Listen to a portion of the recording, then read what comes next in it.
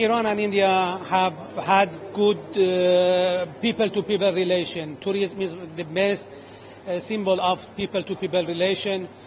Unfortunately, in the recent years, the knowledge and mutual knowledge of two countries and people has decreased, and the Indian do not know recent development about Iran, and also Iranian do not have information about the current situation and the advance and development of India. So we initiated this event to the stakeholders industry from both countries, Iran and India, to think together, to collaborate, to find ways of promotion of tourism. We are not insisting and aiming just attracting Indian tourists. We are insisting and aiming exchange of tourism. I, as ambassador of Iran, I try to attract Iranian tourists to India. It is one of my duty. And also at the same time, I try to attract Indian tourists. So Indian and Iranian have common heritage. They need to get familiar and they need to go travel to each other. Also, because we have facilitate and we have planned different facility for Indian. Recently we exempted Indian passport holders from visa. Also, we Indian went at the entrance to Iran or departure, they do not need to stamp the passport and they do not have any concern regarding traveling to other countries. So these information are necessary to be shared with our Indian colleagues. So you also mentioned about reactivation of the e-visa. So what is it? One of the main obstacle in the promotion and development of the tourism is visa. Unfortunately, Indian e-visa isn't active for Iranian after the COVID-19.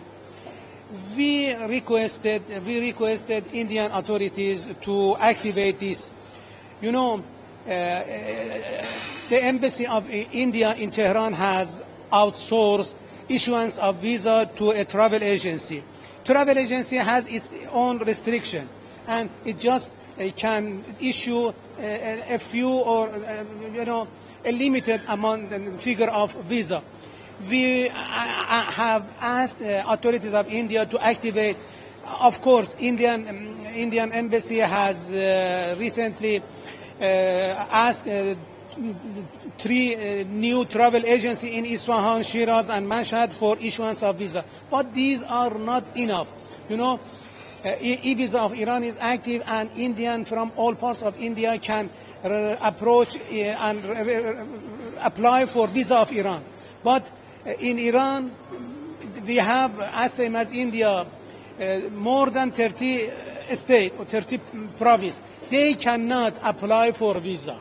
They have to come to Tehran, they have to come to Isfahan, just 3 cities. And it is one of the difficulties which we hope that it will be activated. So just last question, it is going to be 1 year since the conflict began. How do you think this war has impacted the tourist inflow, and what is the current situation on ground? The current tension between Iran and Israel is not a new thing.